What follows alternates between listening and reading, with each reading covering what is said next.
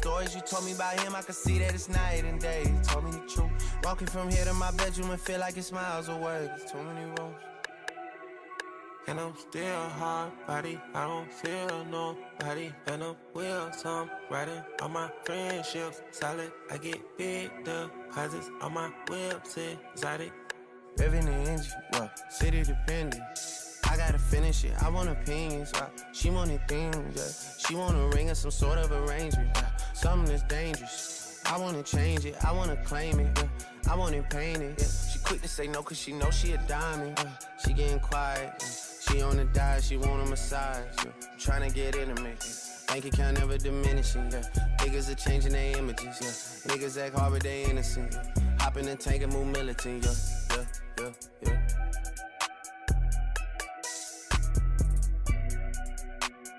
Find me somewhere out in London, you know that's the hideaway. I need some head and some more support from you right away. Since I've been making donations to you like United Way, you know I do. Stories you told me about him, I could see that it's night and day. He told me the truth. Walking from here to my bedroom and feel like it's miles away. There's too many rooms. And I'm still hard body, I don't feel nobody. And I'm wheels, I'm riding on my friendships. Solid, I get big deposits on my whips, exotic. Trunk on the engine, I'm on a mission. The Bronco 250, I'm out your division. I got him excited, know it's been a little minute. I left her delighted, made her love off a chrome horn. These suckers despite it, the touch is the Midas. She say fuck me and calm, I just do it like Lover but Nike. Ordered a jet for you and your friends. Trophy you running that big body Benz. Got a little bit that came up from nothing. We shopping in London and doing it big. Landed private but we out in public. I know we the topic for you and your kids. Ice Monopoly gon' bro, not an option. If they could've stopped it, they would've been dead. They would've been dead. She could be the wig. Don't play with my hands, you test my emotions. Don't be testing my phone every day, I'ma leave it on red. Don't digging and stroking. My new bitch pussy wet like an ocean, I need a new spread. The solid one chosen. Don't gon' wanna stay focused, I can't let them put me on edge. Can't put me on edge. I just bust out my wrist and this rose gold and it's an edge. I just put pointers on feds. I just counted to me and all cash and got hit from the feds. Yeah, I just told them if we played, then we stop in the growth for they dreads. I just had told put the pyramid push that I'm never gonna drive them to shed. Build a panoramic goals. We got foes and deuces toast on the big dog. Today, we're going to talk about the loaded college basketball slate, NBA and NHL winners, and of course, the squad ride. This is Behind the Lines. I mean, Chucky Hepburn had Boopie Miller in jail. It was tough to watch. Maybe the worst game I've ever seen. Boopie Miller missing layups left and right. Couldn't cover a parked car. You got Chucky Hepburn jacking up threes. Didn't have a chance because for some reason, I don't know why, but in hockey, a 2-goal lead is actually like losing. It might be worse than losing. You might as well be losing because a 2-goal lead is never safe. This feels like a game where Ohio State can make this weirdly close, but it's a game where you look at it and you're like, okay, Purdue should dominate at home, and you turn it on because it's a tied game with 3 minutes left and Ohio State's fighting. I think this is going to be a close game when really on paper it shouldn't be at all.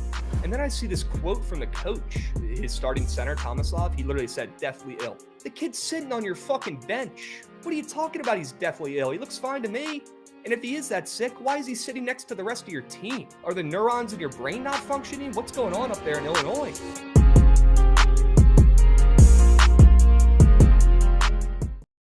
What's going on, chat? Happy BTL Wednesday, episode 627. Peace, as always, hold the fry. Joined by your two hosts, Krabs and Jovan, presented by Bookit Sports. If you're not tracking your bets on Bookit, why don't you start today? Start tracking your bets over there on Bookit Sports. Go download it on the App Store or Google Play. And start holding yourselves accountable, tracking your bets over there on Bookit Sports. The best bet tracking app out there by far.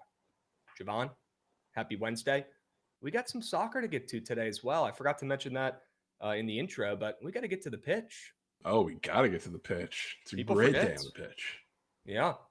We're going to go over all those games. I think you and Good said there's, like 18 games or something starting at 3 p.m. Eastern? Yep, all at the same Crazy. time. We got Trent dropping a surge 6. Or Fugazi 5, right, on the pitch. We'll have to go over some of those games and see if we like any plays on the pitch. And like chat's saying as well, do not want to let this get swept.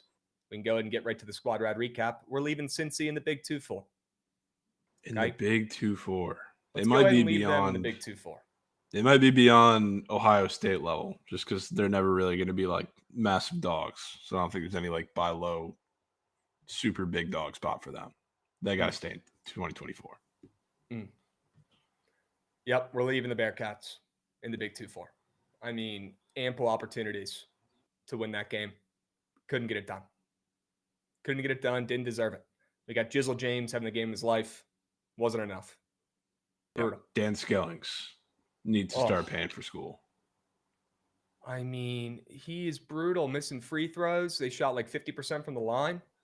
That might have cost us. Brutal. Let's go ahead and check out the Sharp Report recap from yesterday as well. We'll take a peep at that. Another 2-3 day from me. Shit. I got a good feeling we're bouncing back today, though. I put some work into these plays, put some elbow grease in these puppies. Feeling good about my action today. Jovan, looks like you went 1-3-1 with no Steph Curry getting involved. Yeah, I mean, I would have loved if my entire card didn't have last-second injuries. Steph, thankfully, was the only one that actually didn't lose me coin. But Vassie getting pulled with a random sickness right before the game, I bet. The only paint presence option for UNC getting injured 20 seconds before the game, I bet. Not much to do, but make some wagers today. Yeah, we're bouncing back today. We're getting back on the saddle. We're finding winners. And we're going quality over quantity in the squad ride. We're taking our time. We're finding a W play for tonight that we're all tailing and we're all cashing. It's the only option we got, folks.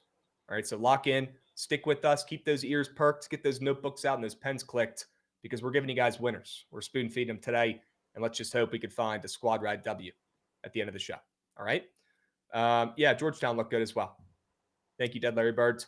Great points. Cannot let that game go unnoticed. Georgetown might still be a Moose program. Still have some work to do. Maybe beginning of the season was a little bit of a overreaction. Maybe they were overperforming a little bit at the beginning of the year because clearly this team is not them. Yeah, it was bad. Really bad performance. God. I mean, they were down 30-8. They didn't have a chance at all in that contest. Brutal. At least we got Billy. You did take what do you got?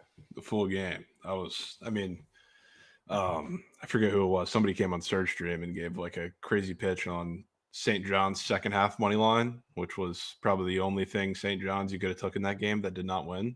So at least you didn't do that. I think the Hoyas honestly was a better cake piece to have. Yep. Chat, we're getting back on the saddle today. We're finding some winners. Plain and simple.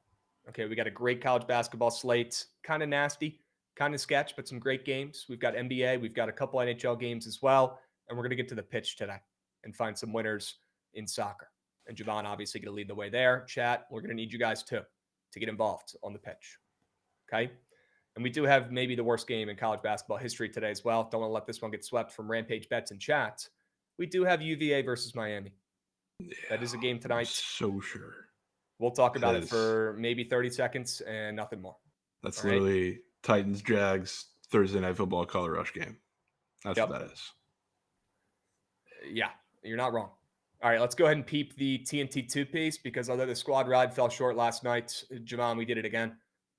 Anyway, look, we got some help from AD and not, going to sit up here and celebrate like we just crafted up the sharpest two-piece of all time. He did get banged up in that game, right? To be fair, not going to sit up here and celebrate.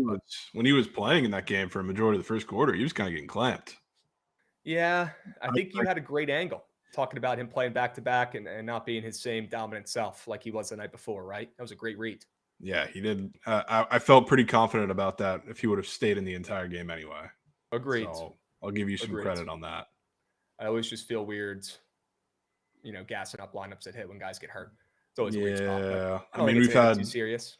We're not celebrating the injury, but we've had a majority of wagers impacted the other way on injuries the last couple days, last week or so. So that's good to get one the other way for once.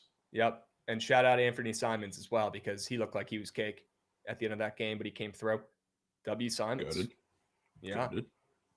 Shout out Hunter for shooting a 3 with 12 seconds left to sell 4-man. Oh, brutal, Adam. Looks like Big Cheesy likes Corey Kispert tonight. Yeah, anybody notice that short line in DC tonight for the WizKids? We'll talk about it. All right, but for now, maybe we talk about some better games and go over our sharp reports. Hop right into it. Before we do chat, I want to let you guys know we are running low on hats. Inventory is low. If you guys want to get involved and cop a Bookit scripted hat, these things are fresh. The perfect cap to wear it on the Super Bowl, perfect cap to wear out to the bars. Go check out at least the link. Click on it. See if any of these colors are speaking to you. We don't have many hats left. Inventory's low. If you want to cop one, I would do it now before you forget or before they all sell out. All right, get involved. I'm loving the green hat. I think that's the freshest one on there, but you got a lot of options, 5 different colors. Okay, go check those puppies out. Jovan, you want to hop in, talk about some of our Sharp Report plays, our favorite plays from today? Yeah, I'm interested to hear your talk about this first one because there's a lot going on line-wise in that game. Let's just get right to it. Yep, good thing I already locked him in at plus 7.5 this morning. Thought I got WCLV when I'm seeing 7s lying around. Next thing you know, WV's laying 9. Or they're getting 9, excuse me. Right. Well, I researched for 20 minutes after I saw that line move. Couldn't find squat about anybody out in this game, but I'm still taking WV, and I'd still recommend taking WV even with the line move. Am I as confident? No, obviously not. The line moved for no reason. 2 points. We're probably going to see at tip-off or a couple minutes into that game why, and maybe there will be a sneak injury. We've seen that plenty in college basketball so far this season. So if you're sketched out, maybe sit that one out or at least tail for a half unit, keep the units low. But I'm still betting it, and I still like WV to keep this game within single digits, Jovan. They're coming off of back-to-back losses. I know they're still without their star DeVries, but Houston's been on fuego. This is more of a fade on them. They've already played this season so far. That game, it looks like it got out of hand. If you check out the stat sheet, 70-54 in that contest. But Houston had 2 different 10-plus point scoring runs in that game where they went on a crazy run in that contest, and it made the final score look a little bit more of a blowout than it really was in that contest. I think WV coming off back-to-back losses, Houston coming in after they've already smacked them on paper this season, might be a little fat, happy, complacent on the road, and we see WV and we see Coach DeVries craft up a wicked game plan to keep them within single digits in this contest against big and bad Houston. Yeah, I still don't disagree, even with the line moving the other way, which, I mean, maybe there's some sneak injury situation, which would suck depending on who it is, but it's the same thing that happened with the whole world on Tennessee yesterday. And, well, you know, Kentucky stormed in there and won the game outright without Carr and without Lamont Butler, which was awesome. So maybe this is the same situation, just with a better spot at home. Houston coming off of, I mean, one of the most improbable wins, quite literally, of all time. If you're looking at win probability at Kansas, and West Virginia's been struggling a little bit, but they did see the Houston defense once, which if you're playing them a second time and you're a pretty slow team yourself, it definitely helps you to figure it out. They're coming off of 2 bad L's, but they have played up to competition at times this season, right? We've seen them beat Iowa State this year when they've played, good comp. They've typically, besides, you look at those 2 Moose teams they played of late, they kind of play up and down to their competition. So maybe a matchup against red hot Houston tonight could be just what the doctor ordered for the Mountaineers. Yeah, that first game too was a lot closer than the final score indicated too. They played with them for a majority of that game. Then Houston eventually kind of took care of it and pulled away late, but they played pretty well with them for a while. Yep. Agreed. All right. So even with the line move, we're still okay with WV. Jovan, let's see what you're crafting up over there for your first straight bet. Let the people know what you're cooking up.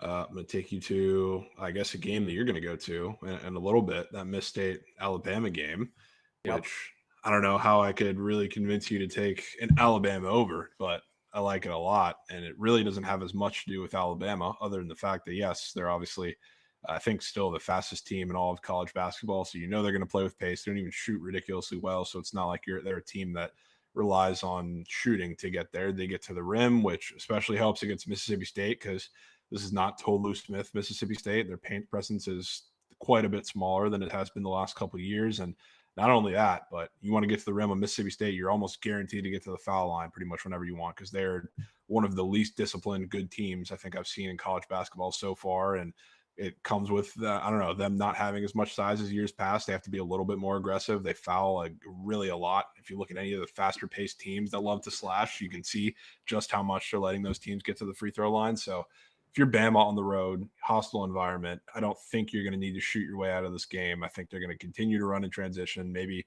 this is probably the best matchup to run in transition as much as you've ran in pretty much any game the SEC season so far.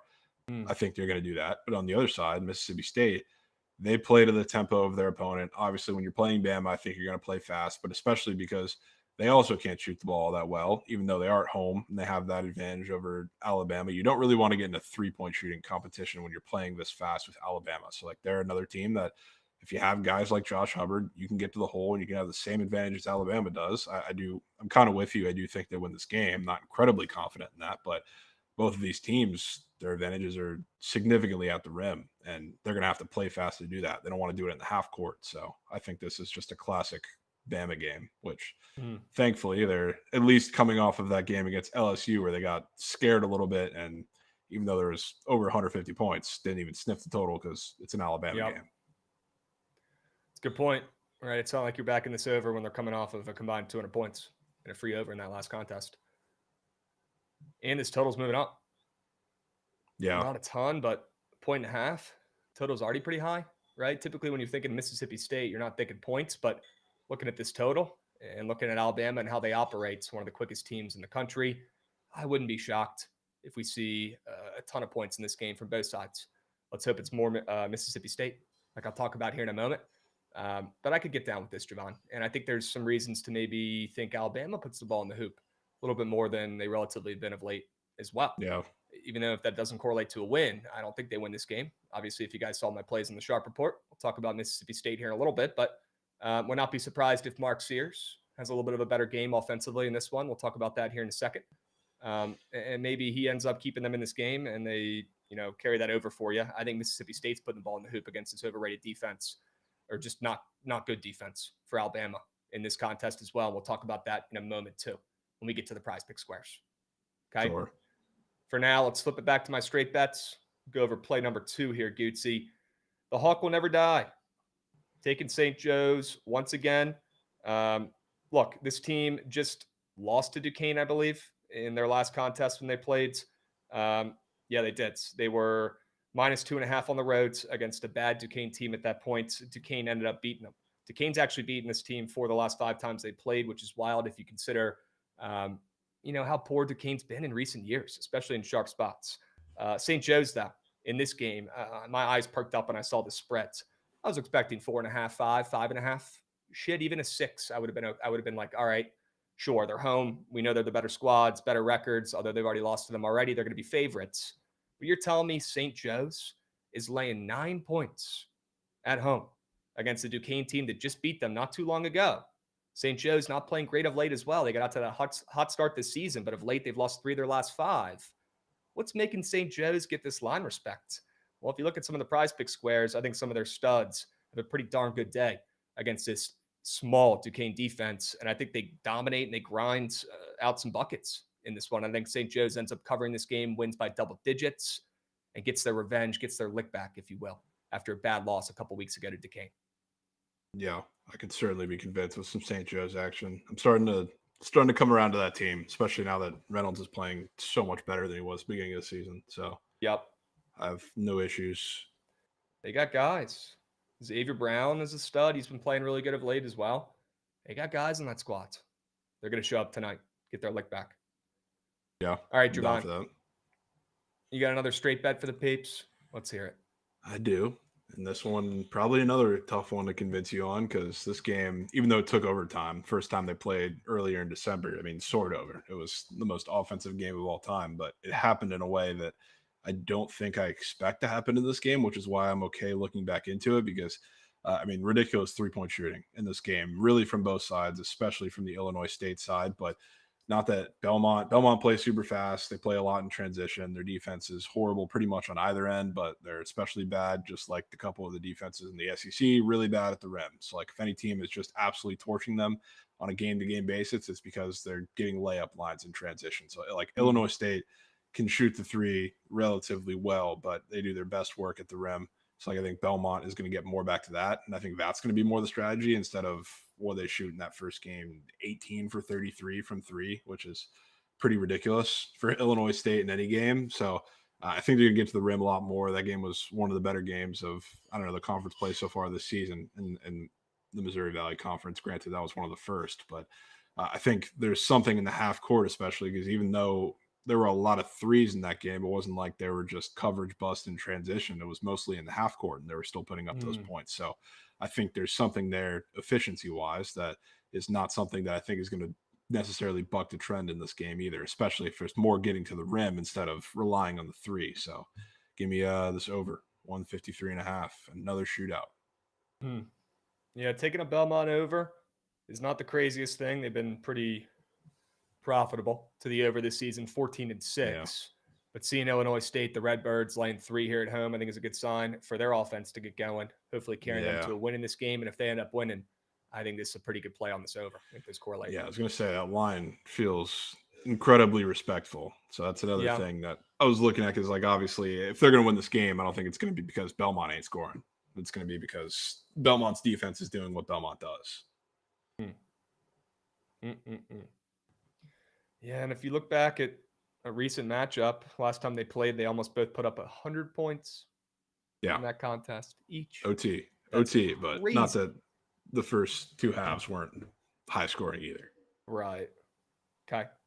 Back in points in Belmont and Illinois State. Sign me up. Yep. I'm in. All right. Let's switch back. We'll get to that soccer play here in a moment, Jovan. Don't you worry. Okay. I won't take long on this one since we already talked about this game, but I'll take Mississippi State at home, who I do think now at this point is just one of the best teams in the country. They're ranked 14. I know they've lost 3 of their last 5, but they have won 2 of their last 3, so they're starting to trend upwards a little bit here. And I'll back them flipping from a short dog at home against Bama. And maybe that's not ideal, but it's still Alabama, who's ripped off 3 straight wins in a row. And we know they have one of the most talented rosters in college basketball and one of the most expensive rosters in college basketball. Mississippi State is now a favorite. Great sign here. They have to be a favorite if you want to play them at home. And it's not like they've been playing their best ball of late, but they're starting to show signs of life. Their prize pick squares for their stud players like Hubbard, a little bit higher than their season averages, which I think is a great sign, and also a good sign for that over Jovan as well. I think we're getting points in this game. But I'll back Mississippi State to grind one out here. They haven't beaten Bama in years. Bama owns them. Now we're seeing Mississippi State as a favorite. I think Hubbard leads them to a big-time W in the best game of the night. We're seeing points. We're seeing over smacking, and we're seeing Mississippi State probably in a close battle, squeaking out a win late and proving their dominance on their home court, where they're really tough to beat. I'll back Mississippi State here in this spot, flipping to a favorite against big and bad Bama. Yep, I agree right there with you. Obviously, like the over a little more, but I think a lot of that comes because of my confidence in Miss State's offense. And I can't see the squares, but would probably recommend Hubbard in something. Yep. Well, I'll talk about that here in a sec. Let's go to your pitch play. You got a soccer play for the peeps. I know you've been excited to let the people know. You've done some good lab work today. What do you like about that over? Yeah. So, I mean, this one is one of, I guess, the plays where motivation is heavily influenced, because there's, I won't explain the whole thing until we get there, but there's some teams that very obviously need to try and win by margin. There are some teams that don't. Leverkusen is one of those teams where this significantly matters because they need to get in the top 8. So they've had a weird little Champions League stretch. They get to play a punching bag and Prague, who might not score in this game, and I don't think you really need that. I think this has a possibility of being 4-0, but I mean, defensively, Prague has just been awful. The back line is one of the worst in the Champions League, and I don't think really anything's going to be any different. They've had games of 5-0, I think 6-0 in league plays so far, and I think Leverkusen is just going to come out all out attacking this one, even though they're a little shorthanded as far as the bench comes, because you got guys like Boniface, who's getting transferred, I think, to play with Ronaldo now, so like he's not going to be there, but it's all going to come on Florian Wirtz. I think he's going to be a star of this game. So, like, again, we'll talk about this more when we kind of circle around to the whole Champions League discussion of the slate today, but it's pretty important for them not to only win this game, but win by margin, because they've got a couple teams on their heels that are potentially looking to take that top 8 spot, who also play games where winning by margin is going to be pretty possible. So we'll get there, but I'm taking this over. Okay. Should be an exciting game. Who do you think pulls this one out? Well, Leverkusen is like minus 800. Yeah, so they're getting it done. Yeah, so you're rooting for the dog there to score first, though, I'm assuming, right? I mean, you love that anytime you're taking it over with a massive favorite involved. But, I mean, this definitely has a possibility to be like 4-0, and I would be okay with that. But if they do get a goal, I mean, absolutely fantastic. The thing is, there's like, usually I would just take a team total, but they're over 2.5. Team total is like minus 180. So I would much rather take the shot that we get 4+, granted the way Prague's entire UCL stint has gone, or just get them to score 1, because it's not like their offense is, I don't know, completely dead, even though they've had some dud performances. They're just kind of playing for nothing at this point. Okay. What's up, Flatwoods fella? Good to see you in the chat. Hope you're having a good day. We got Auto Gelato in the chat asking as well. Tell me how the Atalanta Barca game doesn't have 5 goals at least. Did you peep that game, Jovan? Barca is one of, I think, the 3 teams, them, Liverpool, and I don't know why I'm blanking on the third, that has absolutely no reason to try. Okay. So that's probably one of the reasons. Or All one right. of the ways you don't have 5. That certainly could be it. Torres is saying Atalanta's defense is great as well. Okay. Yeah, and Sure. they kind of need the win because they're in a similar position to Leverkusen where they're on that 7 spot. So Barca, I don't really know the lineup that they're going to be trotting out today. We got Aries coming in with a 5 subby whale. Let's fucking go, Aries. Atta boy? Atta baby? What's up, Beast? What are you tailing today? What are you trying to get involved with today, my man? Let me know what you already locked in, Aries. You're a beast, bro. All right. Yeah, let's have a day, my man. We appreciate you. Peyton, we did just go over these sharp reports, straight bet plays. We're about to go over the prize pick squares here right now. And you'll see the straight bets going across the bottom ticker here in a moment once we finish up this segment. Okay. Let's get to the prize pick squares, and then we'll circle back to the soccer plays. And we'll make sure we get chat right, because I know they want some more pitch plays. Derek Queen action. Little Derek Queen action. Yep. Look, Maryland's, it's one of those systems again, right? They're a favorite at home against a ranked team. I'm not in a rush to back the Terps here after they just won back-to-back road games, and people are acting like they just overcame the most diversity in college basketball history, acting like they might as well have already won the national championship after winning those 2 games. But considering how bad Kevin Ward's been on the roads, maybe it is deserving to give him some props. But you won't see me back in the Terps after those 2 monumental dubs. But I think it's pretty clear to say now at this point that this squad's pretty solid. Kevin Willard's got a pretty good team, maybe his best he's had so far at Maryland, with the 2 big men who have just been killing it, Reese and my guy Derek Queen here, the freshman who's going to be probably a top 15 pick in the draft, maybe a lottery pick, and certainly a first-round pick. This kid's a fucking beast. Well, he's going against Wisconsin tonight, who I really don't, think has the bodies to throw at him. They got Winter, they got Crow. They got Amos and maybe Gilmore, who doesn't play that much, but these guys are brittle. These guys are skinny. These guys are tiny. We know how Wisconsin rolls. I know Crowell's got some height on him, but he's not the biggest body out there. I think Derek Queen dominates in this contest. And if you look at how he's played of late, he's been grabbing boards. He's actually been diamond assists the last couple of games as well, which I've been pretty impressed by. But he's got a really high point square up there today as well. And I think that's really what carries the square that we're going to be taking is PRA. I do want to encompass everything. All right. He's literally Shaq in the paint at times for Maryland. So he's going to get his boards. He's probably going to get a couple assists like he's been doing in the last 2 games as well, where he's got 7 combined. And looking at that point square, Jovan, in a game with a pretty high total, if I could say so myself, in a Maryland game, I think it's going to be Derek Queen day in the paint. And if he can stay out of foul trouble, this one could smack early in the second half. Derek Queen morphs into Shaq tonight against a Wisconsin team that doesn't have enough big bodies. Yeah, I'm with that. It's not even that they don't have just big bodies. I feel like they all have cement feet. All of the bigs and wings, and anybody who's not Tanji, Blackwell, and Klesmet seem like it's impossible to get them laterally moving, which is good for Queen. Yep. Chat, you guys like Maryland tonight? You guys like Wisconsin tonight? A lot of Wisconsin level to feed, Krabs. Yeah. Probably people trying to get sharp with the Badgers. Maybe fading the Terps after 2 big road wins. I won't be on any side in this game. I'll just be sticking to that Derek Queen square and rooting for the freshmen to dominate. But the system would say Maryland as a fave catching steam against a ranked opponent. All right? Sure. Dubs. And then I got Josh Hubbard, like you were talking about earlier, Jovan. He's averaging about 16 points per game, and he's up for 17.5 points tonight. And he has not eclipsed this number in extremely redded-out charts in his last 5. But we know he's the GOAT offensively for the squad. And with the game in a very high total, in a game where Alabama is going to be running them, I want to back one of the guards on Mississippi State and take Josh Hubbard, their stud, to go more than 17.5 points and finally turn green. Big Cheesy likes his threes. They don't have a normal 2.5 threes. They only have a 1.5 Goblin, and then they have a 3.5 and 4.5 Demon. I wouldn't mind getting involved in any of those, but I'm just going to go ahead and keep it simple and take his points in a game we like the over in a game where I think Mississippi State ends up pulling it out late.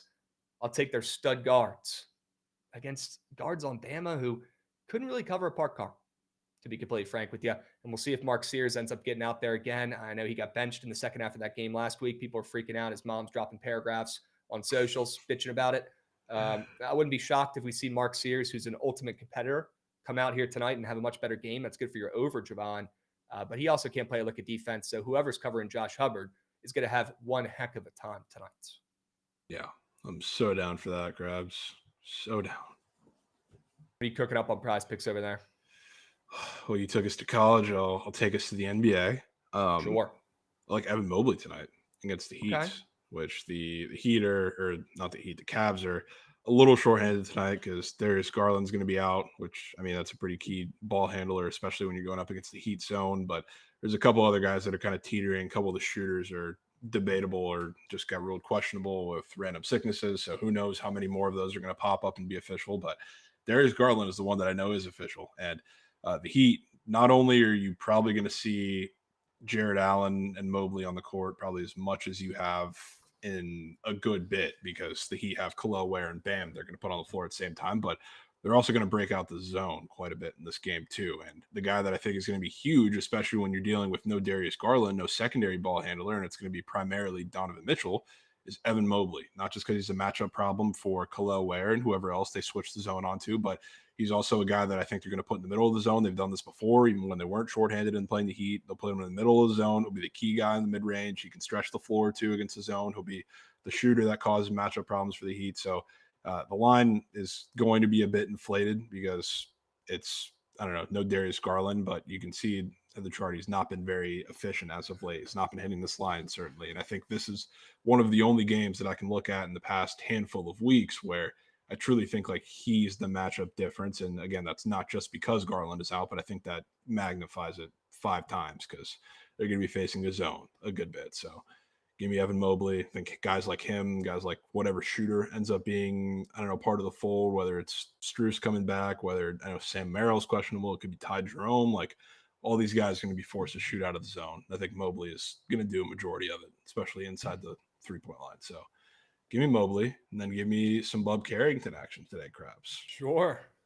I mean, the Wizards, you see that spread. Obviously, they're playing one of their fastest paced games, I guess, in a while, and one of their better matchups in terms of this is one of the only games they've played where I guess all the PODs are obviously going to be popular when any competent big man is playing the Wizards, even like looking at today, like Jakob Poeltl's over the feed, rightfully so. But this is the only time where they're playing a high-paced game where I think they actually have a chance in the game, and a lot of that comes with guys that are these, I don't know, facilitators in the fast break. And Bub Carrington, when he's gotten these shots in these type of games, he has been stellar at it. So like I feel like this is the game where he gets probably the most run in a spot that actually matters for him in quite some time. So I want to take him to do everything. I think he's going to be a huge part of the fold, especially when he's facilitating against a very weak paint. So Bub the guy. Bub Carrington, PRA, 15.5. Okay. Sign me up. And yes, let's spread his shorts. Hopefully we get some points in that game. Hopefully we get a competitive Wizards game for the first time in a minute. Maybe they break that losing streak tonight. Maybe Bub carries them to a dub. Yeah, Sure. Feels like it's been a month since they've had like a single-digit spread. Yeah, and every time we bring them up on here, good things happen for the Wiz kids. Yeah, Knock on wood. wood. Okay. I'm down. I'm locking in the Sharp Report 4-man right now as we speak because I'm hearing rumors, I'm hearing whispers that Evan Mobley points more than is pretty juicy on the books. So I want to make sure I get that one locked in right now. And I can drop you guys the link. I would assume it's not going to be getting any lower with potential guys being out that are more than just Garland. Okay. All right. I just locked that puppy in. I'll drop the link for the people in the Twitch chat if they want to get involved on the Sharp Report format. Where do you want to go now, Jovan? You want to talk about the pitch? You want to get there? We can get there. I'd be down to get there. Why don't you set the scene for the pitch today? You don't have to spend too much time on it. Set the scene. Let the people know what's going on today. Why are they all starting a million games at once? And where is your sharp head taking you? Looking through the slate.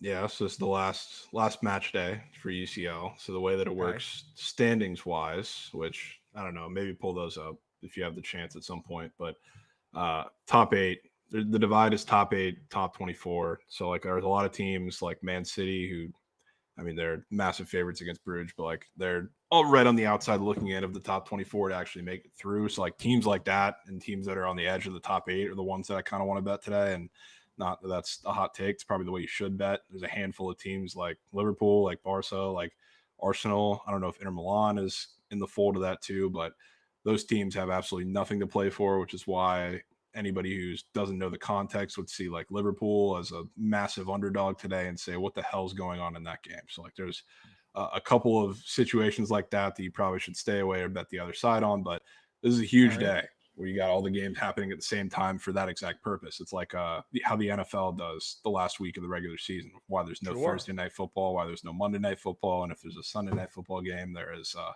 one that has nothing to do with the outcomes of the other games. They're playing all at the same time, which makes it pretty awesome. As always, W. Goots on the back end here, pulling up the standings. Great work. And Gootsy, if you have any PODs on the pitch, please let us know. Do not be a stranger. Okay. Jovan, looking at the standings here, right? Anything here stick out to you based on what, lines you're seeing on the books today? I mean, starting at the top, like I would not hate just straight up fading Liverpool because they're not bringing I don't think a single starter in that starting 11 has traveled with them to make this trip. And they're going against a PSV team that is in a spot. I think they're down 19-20. It's like this win is pretty important for them. Getting points is pretty important for them. It's like that's straight off the most interesting one. But again, like I'm keeping my eyes around the 8 line and the 24 line where we see a lot of the teams kind of clustered up there. So that's where I want to bet for the most part. Okay. You want to take us to some of those games? You can talk about a couple of your favorite matchups. Yeah, I'm down for that. There's definitely a very crabby looking line on the board, total wise, I would say. Speak to me. I don't want to force. You know how I feel about the pitch. But I would love to send one crabby, nasty play, maybe the nastiest play today in these games. Maybe a little half you guys are going to get involved. I don't want to sit on the sidelines. I'm going to have FOMO. So if there's a nasty, crabby line looking at you funny that you want to drop some wisdom on me for or let me know about, now is the time. Yeah, I would say there's probably honestly 2 of those, but the one that stands out, I think, above anything else. Do you remember, or did you get eyes at all on Benfica Barca, that last match that ended, I think it was 5-4. It was like last week, probably the best soccer match I've seen in UCL in recent memory. That was unbelievable. Incredible match. We rode the over. I think Trent actually got involved too and still got a sweat-free cash, even though he was complaining after 2 minutes in the game. But Benfica laces him up against Juve today, and Benfica needs this game. It's a very odd game because Juve, they are draw machines in these big games like this. The total is not only, I mean, coming off of that Barca game, which was at 3.5, depending on where you looked. That game had 9 goals. This one is not only 2.5, but it's 2.5 juice, pretty heavy to the under. Really? Yeah. So, I mean, it's a Juventus tax, of course, because they're not the more offensive team if we're talking about between them and Benfica. But Benfica has not seen every game, it seems, has a ridiculous amount of offense. Their defending has been absolutely terrible. The back line has been getting thrashed. So, like, even though I don't think there's many people I've seen Juventus, both teams score over the feet a bunch because that's just the nature of a Benfica game. But this game, I mean, probably screams somehow ending 1-1 or 0-0 because that's just what Juve does. Okay. Now, is that even crabby at that point? Very because crabby. You're leaning into it still is, you think, even if we're leaning into Juventus's defense and they're not, putting up consistent goals on a regular basis? Yeah, I would say so. It's more Benfica than 6-5, anything. Or 5-4 last game for Benfica, like you're talking about. Yeah. I mean, automatically I want to take the under in their next game. There's also, like, if we're talking about standings, like Juve is sitting at 17, Benfica is at 21. So, like, if this game is, I don't want to say they have comfortable cushion necessarily, but like if the game's sitting 1-1, there's no need for either team to push, towards the end of the game. Okay. So that's one of the, I guess, motivation angles too, because as bad as Benfica is defensively, there's really no need for them to overextend themselves if they end up being in that situation where both teams are getting a point out of that. Okay. So we got Benfica, Juventus, under 2.5 in our back pocket. I want to hear the sell job for the second nasty play. that you were thinking about when I brought up give me the crabbiest, nastiest play on the slate? That I would say is pretty easily the crabbiest, nasty play on the slate. But okay.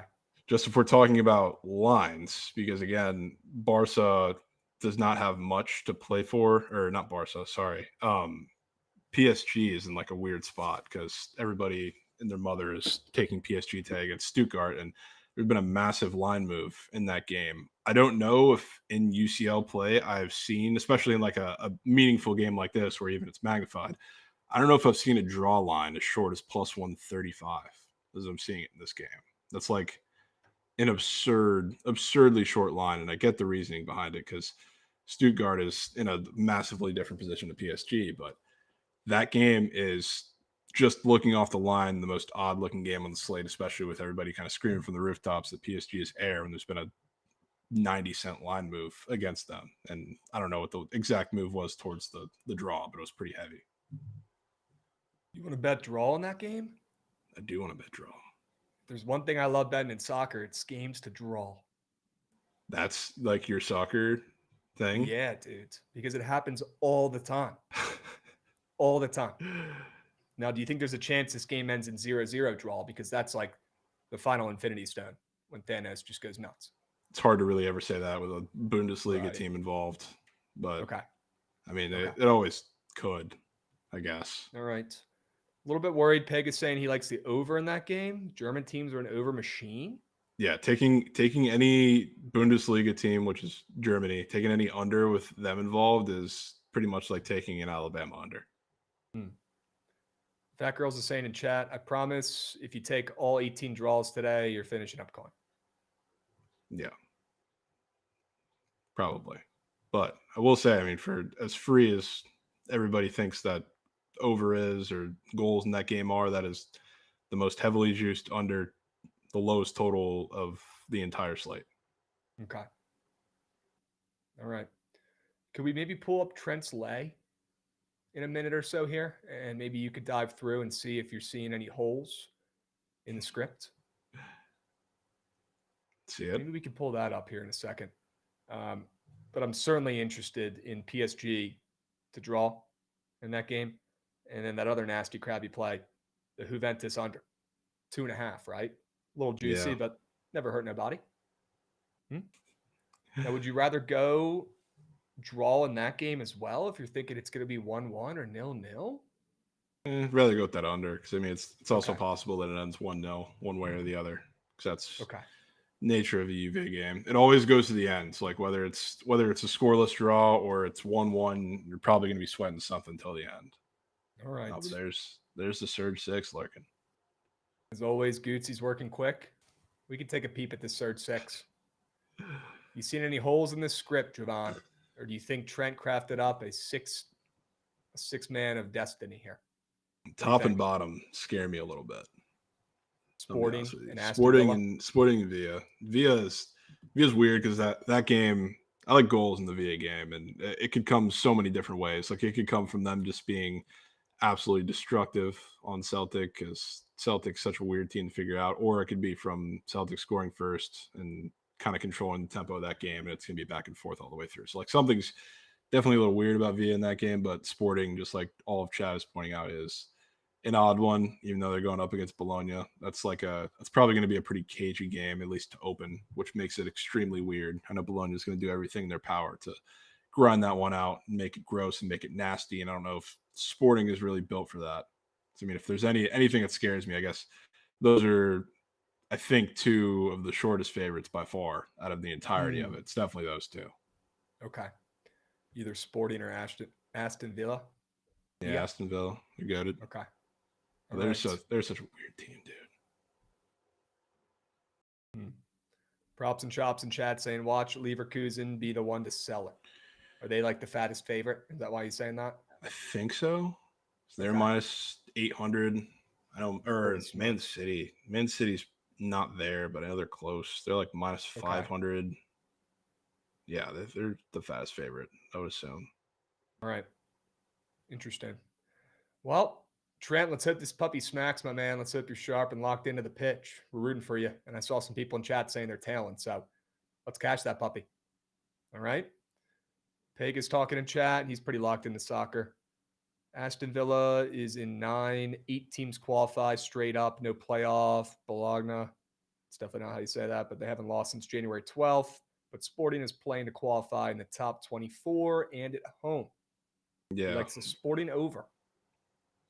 You think we see some goals in that game?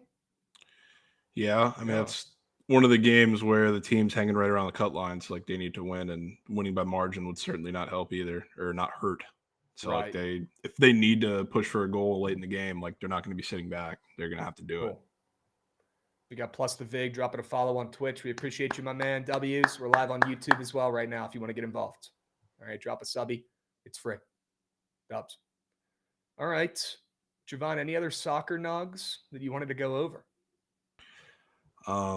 There's definitely square potential, I would say, in some of these games too.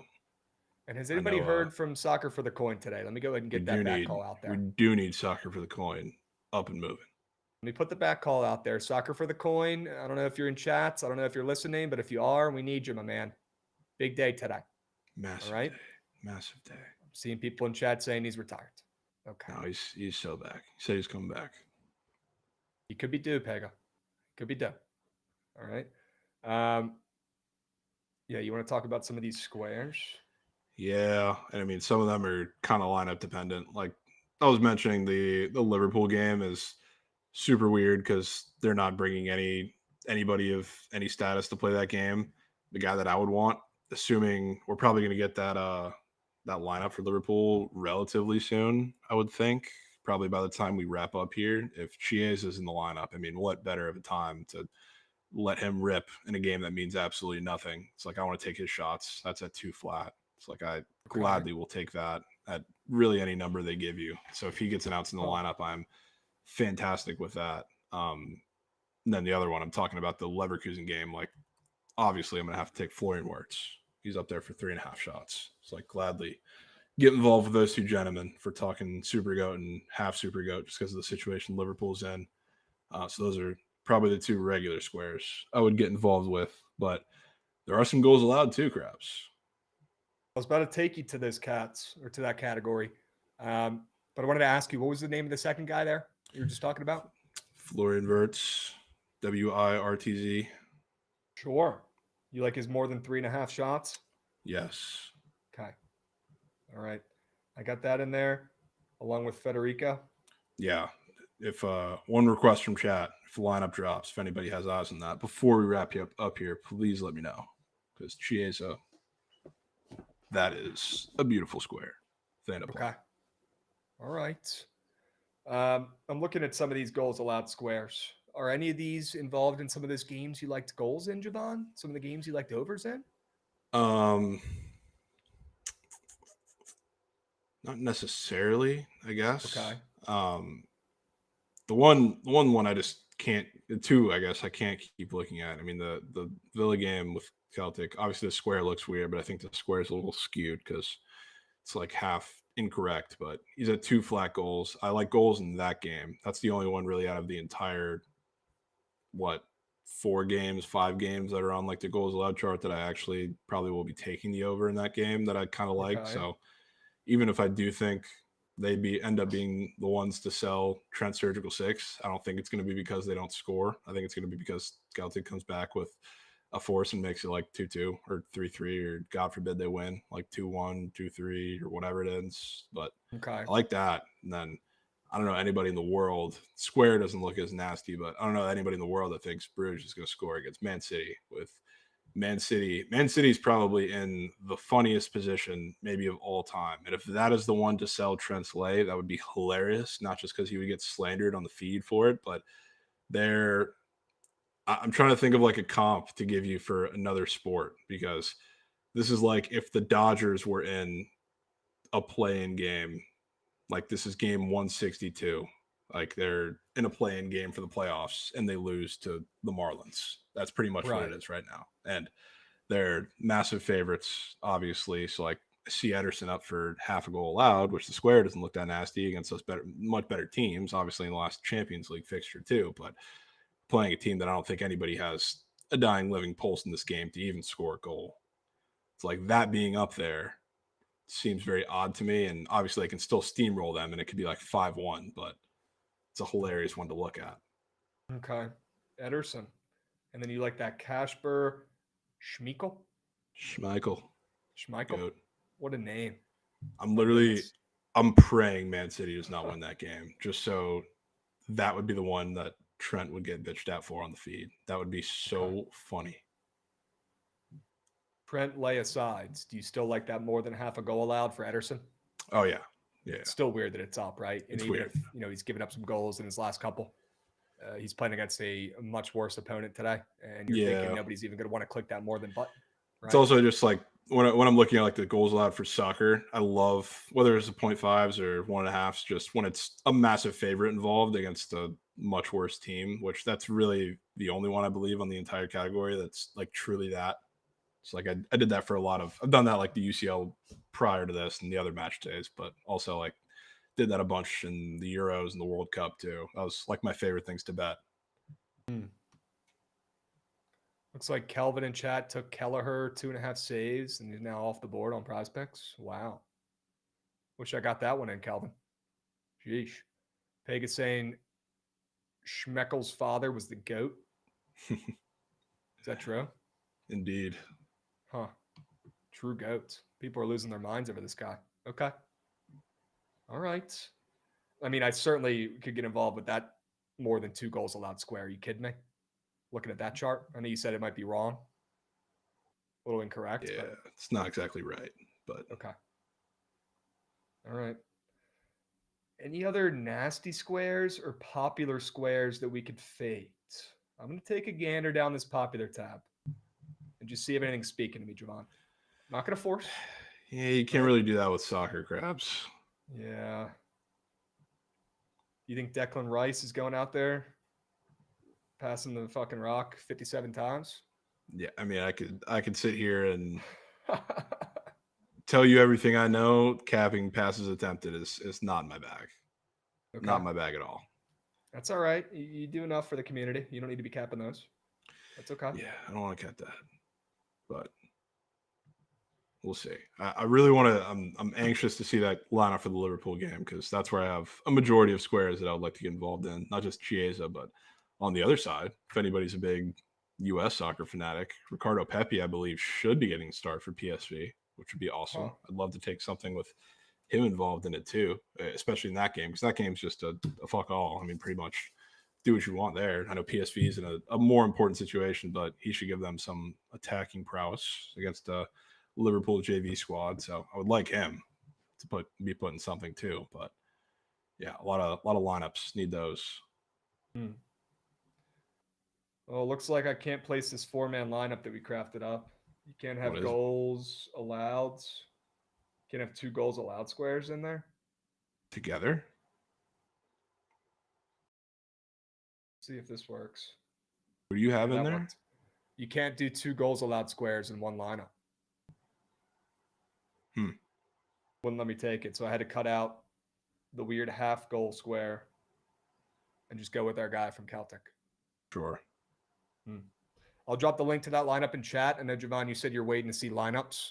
I locked it in. I wanted to get involved on the pitch. I'll drop the lineup for anybody who wants to get involved. Okay? We might have a system play on the board here. Oh, here. See it. So I spent a month in Scotland, and I got this guy's jersey right here. Callum McGregor. No way. Yeah. I was about to bring up McGregor. I was like, after he was at the basketball game last night, what is this, little brother?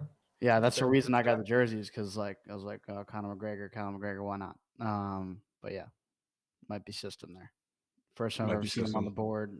First time I've ever had an opportunity to bet on Celtic because I'm actually paying attention today. So could be that. It could be the difference, man. Could be that. Could be it. Yeah, I got no notes for you on that one. Okay. All right. No, I don't know Ball Foster. I don't at all. I'm just saying. I have the guy's jersey. I might as well back him. Okay. All right. Well, you gents want to talk a little bit about CBB, maybe? Yeah, we've hit the pitch pretty hard. Hit the pitch. Let's go back to the court, man. Let's go back to the hardwoods. All right, and W system play there, Gutsy. Let's go ahead and move back to some CBB action and talk about some of these other matchups we've got today. And Gucci, I said it before, I'll say it again, no pressure, but if you have a POD, or if you got a play speaking to you, you're always welcome. Okay. Let's look at some of these other early starts. Some good games that maybe we didn't have in the Sharp Report, but some solid matchups that people might want to bet on today. What about Sanford and Furman? I don't know if you checked out this line, Jovan, but a 6 p.m. Eastern start today. Two really good mid-major teams. Furman was a favorite when they opened up. Now we're seeing Sanford as a favorite on the road, which I thought was kind of weird. Furman has not been playing their best of late. They've only covered one of their last 5, but they are coming off a nice W on the road against Mercer. Before that, though, they were low-key struggling. This might not be Ma and Pa's Furman squad that you might remember from years past. It's gone to the dance. Maybe it's Sanford time. Maybe it's Sanford season, Jovan. You like them on the road with the line flip? I can't do it, Krabs. I can't. Okay. Simply can't. Okay. All right. You like Furman, or you just don't like this game? I kind of like Furman. I don't want to bet against the line move. It's just, I don't know. It's a much different Furman team, but it's a one that I think is you gave up some offense for a little bit of defense, which could be pretty important when you're playing against Sanford, especially not just because of the pace, but because of the fact that they're going to try and shoot over top of you for legit 40 minutes. It's like I kind of believe in their defense. And if there's a spot for Furman to get got, I mean, looking at the remaining schedule they have, I mean, I don't know if it's anything other than this. All right. Maybe we'll let that one splooge then. What about UMass and Rhode Island? We've talked about this Rhode Island team a little bit this season. Jovan, they got out to a great start. They've been a solid mid-major program in recent years, but they're starting to kind of fall apart or come back down to earth a little bit. They've lost 3 of their last 4 games. They got a matchup at home tonight. They're only laying 4.5 points against a UMass squad that's starting to play their best basketball this season. They've ripped off 5 straight covers and 4 wins in their last 5 games. They're coming off a nice outright win where they kind of smacked George Washington in that last contest. And before that, beat LaSalle. Both those games were at home. Now they're heading to the roads. I probably would still back the red-hot UMass team here on the spread, down from 5.5 to 4.5, and fade Rhode Island, who's been struggling of late. I just think that team, a little bit overrated with how they performed early on. Not saying they're not solid or talented, but I think this UMass team is better coached, and I think they're playing better ball right now, and that spread's down 5.5 to 4.5. I would lean the dog here with UMass. Yeah, don't hate you for that. I can get down with it. You taking the Frogs today against Texas Tech? I do want to take the Frogs, to be honest with you. And not just like got a feeling that this game is going to be close type Frogs. Like I'm opening the book and locking it in with confidence Frogs. And it's such a strange game. And I'm with you on West Virginia. I think there's a massive upset looming in the Big 12 today. And I think TCU's a candidate, at least to take it down to the wire. And I think West Virginia is the more obvious looking candidate. So I think you're getting something on the ML from one of those 2 games. But I don't know. TCU gets up for these road games. They play, honestly, you look at the surface and you think that they play so much better at home because their record kind of signifies that, but it's not completely the truth. And I know they're coming off a game where they went to Orlando and looked pitiful, but I think that was a much worse matchup for them than Texas Tech is, at least on the defensive side of things, because they'll struggle against Texas Tech to score for a little bit. It could be a rock fight, but especially with, I believe, no Darion Williams, which is the potential in this game. I mean, that's huge. I think that was easily the biggest matchup problem for TCU coming into this game, and maybe that's the reason why the line has ticked down their way a little bit. It's a much different game. So, like, I think defensively they can hang in with Texas Tech and make this one gross and close. Maybe that comes in the first half. Whenever they go to Lubbock and hang in, they look like the Warriors in the first half, and then they eventually end up giving it away in the second half, which has been the story of college basketball for a good bit of these big dogs. But I think they keep this close and make it a game. And I think going into the rest of the next couple games where they're going to start to get thrashed again. Spread's been moving in TCU's favor, down from 15 or 14.5 to 12. Could be Darion, but still. Yeah, it could be injury related. You're right. I still think TCU is a pretty good look here on the spread. All right. Couple comments from chat here. What are your thoughts on W Houston with all the crazy upsets W is pulled off at homes? Hollywood, I love W tonight. Am I sketched out by that line move for no reason, at least by my research? Yeah, I'm a little bit sketched out. It will not be more than a 1-unit play anymore. It was going to be this morning when they were at 7.5 or 7. Now, probably just a normal play, but I still think that's a pretty good look taking WU, who plays up and down in their comp. Two nasty plays from Dead Larry Birds. We got Lafayette and Queens. I like Queens today a lot. I was looking at that one, and maybe I'm biased. You guys know I love betting some Queens, but this team's dropped 3 in a row. Jovan, we know they're a very well-coached squad, a very athletic squad. They like to put the ball in the hoop and score, and they like to run a little bit. Queens has struggled a lot their last 3 games. They've lost their last 3. They haven't covered. They've got a pretty good North Alabama team coming into town tonight who's ripped off 4 wins in their last 5, and Queens is only getting 3 points at home in this contest. North Alabama have been one of the biggest overperformers in CBB for the mid-majors this season. I feel like it's got to be Queens. Just might be. You know, I'm always down to back Queens. Yep. Our beloved Queens wagon. I think they get back on track tonight with a big-time win. All right. Yep. Let me see what else we got in chat. I could take a peep at that Lafayette game. Yeah, that one might not be moving. Disgusting. Literally filthy. Yeah, we know the rules with betting and fading American. You're not allowed to fade them. They win and cover every game. They're one of those schools and teams that just covers more often than not. I don't know how. I don't know why, but they do. Maybe the odds makers are alum. I don't know. Okay, but they're 11-8 again against the spread right now. They're on fire. They've ripped off 5 straight wins. They've covered 4 of their last 5. You won't see me fading them. They're doing the damn thing again.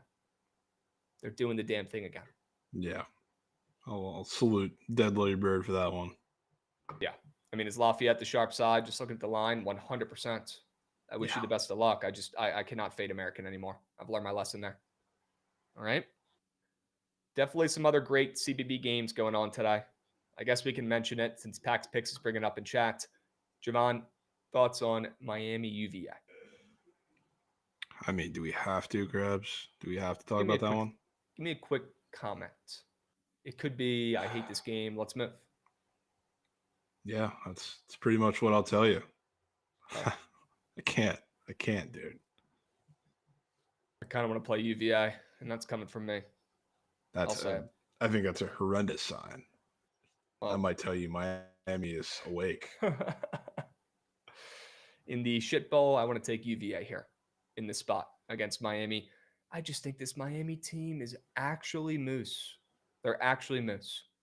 Hilarious. Their best players from the Hokies last year, holding it down the paint. But I'm sure UVA can slow down Lynn Kidd. That's pretty much all you got to worry about for Miami. And I'd say UVA, after getting embarrassed by Notre Dame on their home court in their last game, not saying they're good, but I'd lean them on the road. Fair. Okay? And that is all we will say about that game. Okay? You guys are lucky. I'm not even going to talk about the Hokies. You don't deserve it. No talk. What about UNI and Drake? We're not talking about the Hokies. Crazy. What about UNI and Drake, Jovan? 2 good mid-majors. You got UNI, who got off to a slow start this season, but they always seem to figure it out at some point. They've won 4 of their last 5. But look at what Drake's doing. They're red hot again. They're streaking again. Unbelievable. The story of the year that people aren't talking about enough. This D2 team that's literally just with makeup on. Now they're just Drake. It's all these D2 players and the coach coming up, and they're carrying the squad, and they're 18-2 so far this season. They're laying 7.5. You think they win by 8+ again here, Jovan? Or do you think red hot UNI comes in here and keeps this one close? I think UNI might keep this one close, to be honest with you. And after all the gross games, for the most part, that at the very least Drake has been playing, I think. And I'm not saying this just because I'm biased and I love the kid, but the one guy who's been a thorn in the side for their scheme as far as anybody else in that conference is Titan Anderson, because he's the guy that's the most versatile, stretch 4, 3, whatever you want to call him, that can rebound, use his size, kind of operate in the middle of the floor. So, like, there's a reason why, like, when he's been involved and they've played him the past couple of years, this is like one of the only times that we're getting Drake in like run and gun games, because he's able to kind of manipulate the tempo of the game to whatever he wants. And he's such a bigger part of that offense in those games. So, like, out of the 2 games that are kind of around, I think the exact same number today between that Houston game, Houston, West Virginia, and UNI Drake, I mean, I think you're getting minimum 1 gross over, and I think it's this one that I like the most, but I like the other one, and I'll probably be taking that too. If we're not getting involved with West Virginia, but this is the one that I think makes a little more sense. Okay. I definitely lean the dog. I just don't know if I can fade Drake. They're an absolute fucking wagon, man. Probably let that one splooge. Auburn, LSU. I would love to hear your thoughts. on if you think the Tigers can keep this game competitive. They welcome in a red-hot Auburn squad. It's not covering, but they're taking care of business and they're winning. Yeah, I mean, horrendous spot for Auburn, I got to say. Yep. Not only coming off the Tennessee game, but it's before – I forget if this game's on the road or not this weekend, but they're playing Ole Miss. I forget whether that's on the road or at home. But this is the weird sandwich spot game where you're going on the road to play LSU. If there's any game that I'm looking at for Auburn against a significantly inferior opponent on the road where I'm thinking all this that they've been doing, kind of skating by these teams, good and bad, and the Janai Broome injury has played a big part in that too, of course. And but if anything's going to bite them in the ass, I think it's this one. Wow. I think LSU is live in this game to pull off the upset. Sneaky dog. Yeah. I mean, yeah, what does Auburn have to get up for against LSU's lost 4 of their last 5? Nothing. We've got something to get up for. It's still the SEC, so it's like every game is still a massive game, but LSU is a weird one, especially like I kind of like it. I mean, silly, not that this is the narrative that like I'm basing it off of, but if you're LSU, this is truly like one of the biggest games all year, of course, and this is the time where all those nuts football fans from the stadium are probably going to be there to support the basketball team for the only time all year, and you're getting Auburn at a fantastic spot with a still banged up Janai Broome, who's obviously the biggest matchup advantage for Auburn against your team. But I think this is a spot where LSU gets up, makes this one super weird. It's one of those, I guess, favorites that would seem kind of sharp, I guess, because Auburn's technically in a bounce back spot, not in terms of the win, but in terms of what they've been doing ATS as of late, and LSU's actually been playing good basketball for their standards. Last week, they just took Alabama to the wire in a game that, myself included, I didn't think they had a shot in that game either. And what do you know? They pulled out a really good performance, not only, scoring with Bama, but also slowing them down quite a bit. So I think this is a spot for them to do it again. Yep. Give me the Tigers. I'm in. Probably end up playing that myself. Spreads down from 13.5 to 12.5. We'll see where it keeps moving and grooving. All right. Chat was asking about our thoughts or leans in Wisconsin, Maryland a couple minutes ago. I still think it's Maryland, but you won't see me betting them after 2 big-time wins on the road. So I'll let that one splooge and just take Derek Queen on prospects. Yeah, agreed. Let's see what other good games we got going on today across the country in CBB. How about Xavier on the road to Creighton? A Xavier team playing some good ball right now. They've won 4 of their last 5. Creighton as well, red hot, streaking after a bad start to the season, man. Absolutely streaking. They're 10-1 at home this season. They have already dropped a game at home, but not recently. You think Xavier keeps this one close, or do you think Creighton rolls, catching some steam here at home? You know, my heart tells me that I want to bet on Xavier, especially like in these Big East games. It feels like the home favorite that's between like 5 and 8 or whatever. It's just been cookie for a majority of these games, and feels like it. Who would I be to bet on Xavier after beating UConn, being one of those teams to get over the hump and have a big emotional win? Not me, so I can't do it, but it's where my head is certainly at. Yeah, Creighton might just be goods. You lose Pop Isaacs, you become good. You get better. You did call that. Archie Gambles is bringing up Mark Sears' points after getting benched. Oates said he had his 2.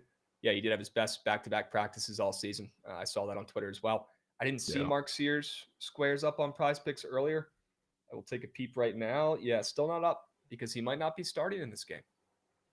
Okay. He'll start. He'll be up and moving. Yeah, I think they're probably just confused with the minutes potentially. Yeah, they don't know what to do with his lines, I guess. Yep. Anything in DePaul and UConn? UConn falling down the rankings, but still ranked 25th after losing 3 of their last 5. DePaul's nice start to the season has come crashing down on them. They've lost 4 of their last 5. Jovan, you think this is a get-right spot for UConn? Or do you think DePaul's catching steam for a reason?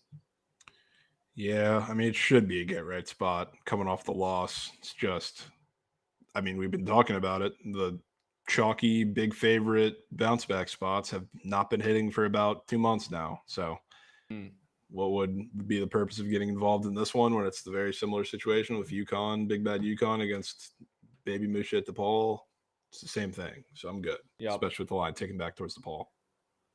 We got Dead Larry Bird coming in, resubbing for 17 months. Let's fucking go, my man. W's. We appreciate you, Beast. He likes North Florida today, laying a big old number against Stetson, who's ripped off 3 straight wins. Dude, I like so that done. play too. I'm so done with Stetson, dude. So done. Yeah, you don't want to fade him anymore. They're the greatest team of all time right now. Well, yeah. It's unbelievable. They are the greatest team of all time. They pulled off that upset against Eastern Kentucky. I can tell you're still pissed about it. And then they went on to beat Bellarmine after I told you don't do it. Yeah. And Bellarmine, once again, I mean, that team, somebody should look into it. The ethics committee, somebody needs to look into what's going on down there for Bellarmine. It's ridiculous. Make some arrests. Something's going on. Something's up. It probably is North Florida today, though. I know you're probably done fading Stetson, trying to get your lick back, but it's kind of a big number for a Moose team. I don't think it is, though. That's the thing. Really? Yeah, because, I mean, look at the numbers. I mean, they were 13-point underdogs against Moose Piss Eastern Kentucky. Now Northern Florida's. I mean, Northern Florida opened up like -11, and now they're down quite a bit. It's like I have no desire. Okay. I'm with Dead Larry Bird on that one. I lean North Florida. I think Jovan might just still be a little banged up in his last couple fades. 100%. Which is more than fair. And then I think he had another play that he liked. And since he subbed, we got to talk about these. Jacksonville. Any thoughts on Jacksonville today against FGCU? I don't really like that play too much. The Fins. They're on fuego. They just beat Queens. And they've ripped off 5 straight wins in a row. I don't know if I like that play too much, but I'm looking right now at the matchup history. They haven't beaten FGCU maybe ever. It's been years since they've beaten FGCU. Maybe they do get their lick back here. I could so be down with the Fins. I mean, FGCU has been playing great ball too. They just kind of slipped up against Eastern Kentucky, which double pissed me off because Eastern Kentucky wants to play like a great team in that game. But I'm so in. That one I can get down for. I like some Dolphins. All right. She is officially starting for Liverpool. Oh, bang that. Is that good? I'm excited. Yeah, he's in the line. Okay. I kind of assumed he would be, but I was waiting just to make sure. Okay. All right. Let's go over some of these late night CBBs. There are some really good matchups today, guys. Cannot let them get swept. Let's see what else we got on the agenda for today. How about Kansas State laying a big old number against Oak State? I got no real thoughts, but if you do, now's the time. No, I'm good. Kansas State at home, they get a lot of line respect. They finally got a game where it came through and we took it. I believe you also took it on over the weekend against West Virginia. They did a job. Now they're playing Oak State, who loves to cover these big spreads, or at least make you sweat for it. Yep.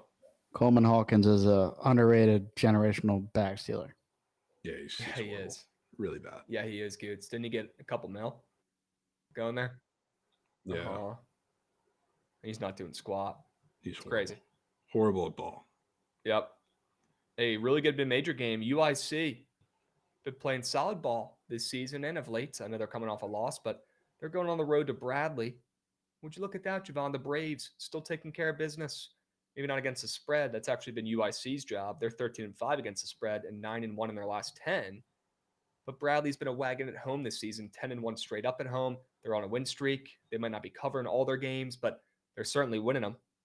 But that spread's trickling back to UIC.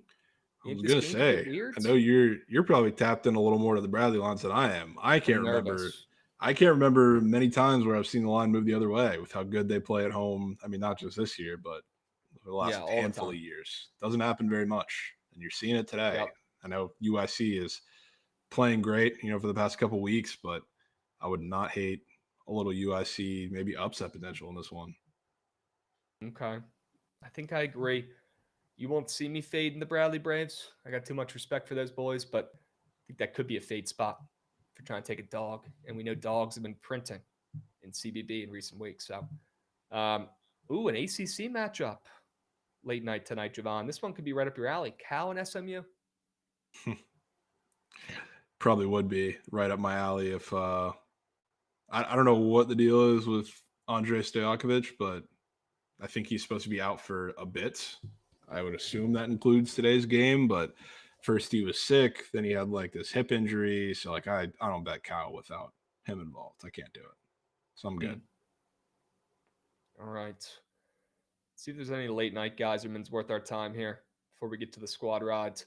I guess we hinted at Texas Ole Miss. I kind of like Ole Miss. You said you wouldn't be shocked if Texas covers that game, though. You were kind of leaning the Longhorns. Yes, if there's anything that is giving me the vibe of that bounce back spot that's not hitting, there's a couple that we talked about that, I don't know, kind of pointed to earlier, but this one feels like the most glaringly obvious ones, which, I mean, end up, we've been taking some of them, and I've been taking some of them over the past couple weeks, past month, whatever it may be. You got Texas coming off of, a couple big time emotional wins. I was honestly, even though we ended up being on the both, I was surprised they ended up getting two between the Mizzou game and the A&M game, where they were the unranked favorite against the away dog, ranked dog in 2 straight games of the week. And now you're coming back against an Ole Miss team that I would say pretty badly needs this game. I know they're kind of reeling right now, 3 in a row, and that's with the big date coming this weekend too. So, I mean, if there's any obvious looking bounce back spot that I've already seen a good bit today that everybody's taking, it's Ole Miss. So I'd not be surprised if Texas makes this one incredibly gross. Okay. Staying off. Any thoughts on Nevada, Boise tonight? Both teams coming off of back-to-back losses. Both teams have been wagons in this conference in recent years. Boise was supposed to be solid this year, not so much Nevada, but both teams have kind of taken a step back. Both teams have more losses right now than I think both coaches would expect if you asked them before the season. You got Nevada with 9 losses, Boise with 7. And both teams coming off of bad games. Do you like anything in this late night, Geyserman? Kind of a fat spread now. Yeah, for the Broncos. Yeah. It's not like they haven't been getting them at times this season, especially at home. But yes, it is. Yeah. I don't know. That's weird. I just feel like I've seen a little bit more respect from some decent teams on the road at Boise. So like I thought this one was a little large, just a first look, and I think matchup advantages probably lie with Boise quite a bit, especially in the paint. It's like I'd probably in Boise. I don't really have a play there. Okay. Nevada hasn't covered in a month. Don't love that. Yeah, they're also not that good. I know they always play tight. They're a well-coached team. They play defense. They play hard. And they've certainly cost us coins over the last couple of years. I don't have to tell you guys that. But the roster this season is not great. The Broncos should be better than they really are as well. Maybe that's what the odds makers are telling us here. Maybe talent shows in this one. We see Boise show up at home after back-to-back losses and get a 10-plus point win. Wouldn't be shocked. Wouldn't be shocked. Okay. What are some good bozo pieces in CBB? Z-Bull is asking. Again, the favorites have not been very friendly in CBB. I don't know if there's too many good lay pieces, but I think the Terps are a solid look. I know there was one other one that we mentioned earlier. I mean, I like Ole Miss. I know Jovan doesn't care for it too much. Probably stay off that one at this point. Are there any lay pieces, Jovan? Any teams out there laying, 4.5 to 7.5? Where you're thinking, I don't want to lay it on the spread, but maybe an ML piece. I feel like the Terps fit that mold. Yeah. There's not many out there today that I'm willing to go to the grave with. Agreed. Yeah. Maryland, man. That's probably it. You can take Florida State too if you want. They'll get it done tonight. Might be cake. They'll get it done tonight. All right. UNLV, Utah State tonight. You got Utah State laying 10.5. You got Deaton Thomas and UNLV hitting the road. That's a big number for this conference. Pretty big. I know UNLV is not playing great, and Utah State is doing it again. But we've seen Utah State get disrespected on their lines for the last half a decade. Why are they getting a fat number today against a UNLV program that's been better? Better than they have been this season, but they're still a solid program, and they still got a potential NBA player on that team. Yeah.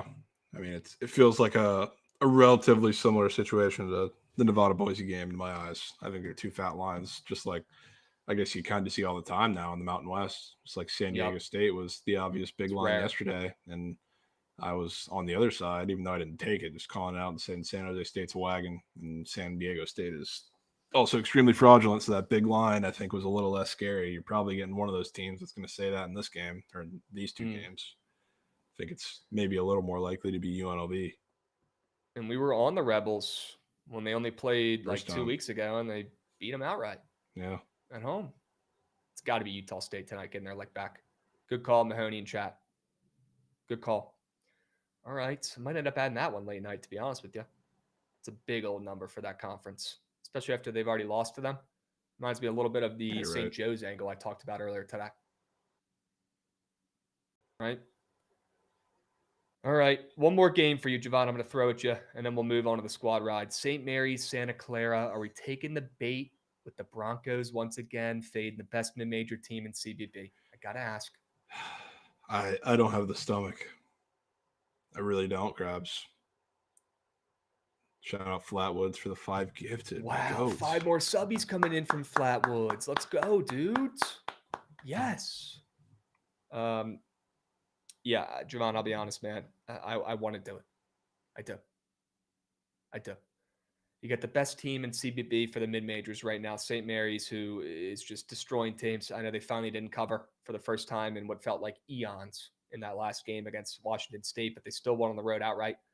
I think it's Santa Clara here, who's had an up-and-down season so far. I kind of want to play him, but Jovan, I understand your hesitancies. This is a team that's not only doesn't respect coins, they actually hate coins. And they like taking coins. Yeah, they like taking your coins. No, I don't know. It's partially Santa Clara, but it's also St. Mary's, and the fact that I just got away with by the skin of my teeth over the weekend, and I was tailing Buzz, who came in the spaces and did so. That Washington State play late night, and they covered by the hook, which is beautiful in a very similar situation. And now we got Santa Clara, who I know they just lost and kind of had their letdown against the Beeve, but they've been rolling. They got over the hump and beat the Zags. Like, they've been playing really good basketball, and now they're in probably the most obvious sharp spot of all time, and they're the most anti-coin respecting team maybe in the history of mid-major CBB. And here we are again, playing a St. Mary's team when they can't get to the basket, and they're going to have to. That screams Moose. Yeah, it does. And I want a part of it. I don't give a hoot. Give me the Broncos. I'll be on the plus 4.5. I can't resist that one, Jovan. It might be a solo mish. If it is, I will go about it. I'll take care of it. Yeah. All right. I want to mention something before we go to the squad ride. Sure.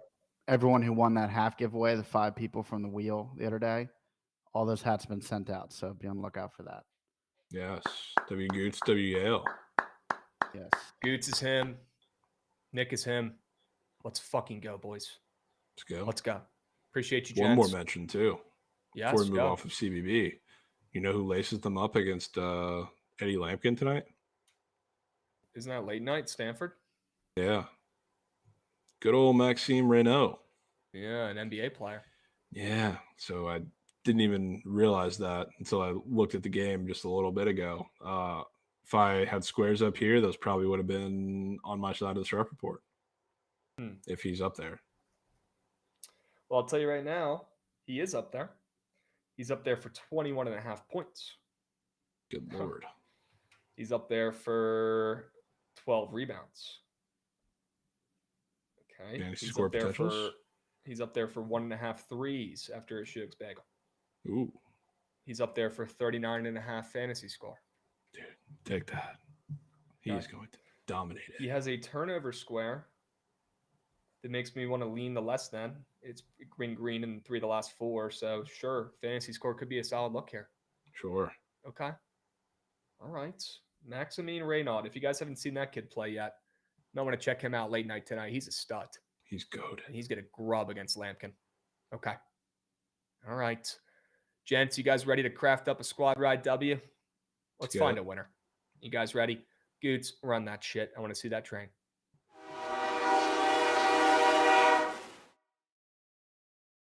Gents, we have to cash a squad ride tonight.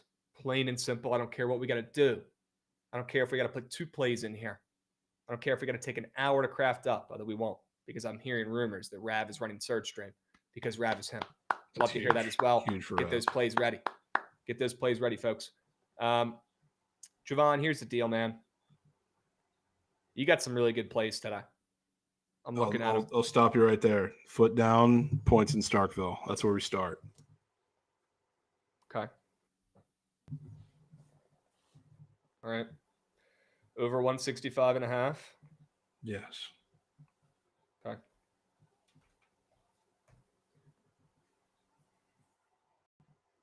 How are you feeling about that Belmont over? I mean, I feel great. I feel like I can't convince you on two relatively square overs. So I was putting foot down in Bama. Yeah. I did like that over in the Illinois State game. You think they can keep and carry their weight, the Redbirds, in this one? I think Put up that's some the points? majority of the reason why I was okay with it, because I think they do more than carry their weight. Okay. Let's put them in this puppy. Belmont, Illinois State, over 153.5. W's. Dub B was my favorite play before they moved to plus 9.5, plus 10. So maybe we keep that one off to the side for now. St. Joe's, I think, is a really good look. I think Mississippi State's a pretty darn good play as well, but we already do have that over involved. So maybe we put Go ahead. I was going to say maybe St. Joe's, the Hawk will never die. Yeah, take command. We could also get involved in some of these plays we talked through. I was going to say today. Potentially some Gokes in LSU. LSU is a good look. I think Queens is a good look. Yeah, LSU and Queens kind of looking at me funny. You want to put LSU up here? Plus 12.5? I'll be on that. Would be so down. I will be on that too. All right, let's put them in there. LSU plus 12.5. Are there any other plays today, Jovan, that you just think are getting to the counter that you want to remind people about? Or maybe sneak in to the squad ride poll? I'm more than okay with running the 3-piece here. I'm looking through the ones that we might have mentioned. Yep. We could take one more stroll through the CBB slate. Sure. We did talk about a lot of games. We got Coop Eagle in chat as well. Love to see that. W Goat. TCU on the roads. I mean, I'd be down for the Frogs. I feel like they're relatively similar to LSU though, so I was fine picking one. Yeah. Taking one more peep here, making sure we're not letting anything get swept under the rug, folks. I'll tell you what I really wanted to bet so badly is the Warriors. Really? But I'll let that slide. I'll tell you what, though. I mean, at the very least, we're taking Curry tonight. Okay. They sat him for this game, and this is going to be the first game since Trent banned him, which we were going to take that yesterday. But isn't it even funnier that it lines up to be against the Thunder at home on ESPN? Yes, that is extremely comedic, to be honest with you. And I cannot wait to see how that plays out. Yes.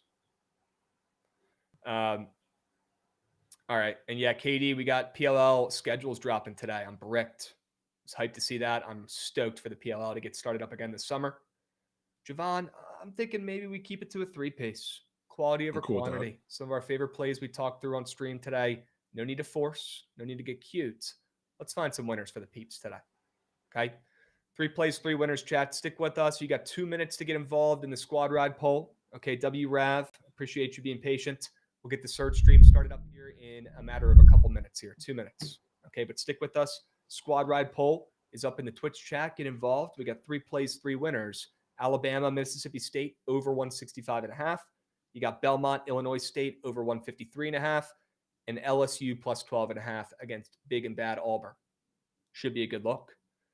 Pax picks, foot down, Jovan must be voted for. Yeah, I don't blame you one bit. Yeah, foot doesn't go down often. I don't blame you one bit. Get involved like Flatwoods is saying in the chat. And again, Flatwoods, thank you for the subbies, bro. You're a beast. You're goated. All those people who just got blessed up with the subby, they owe Flatwoods a thank you card. All right? W Flatwoods. Bama voting is literally Clay 3s. Go ahead and turn it green. Okay.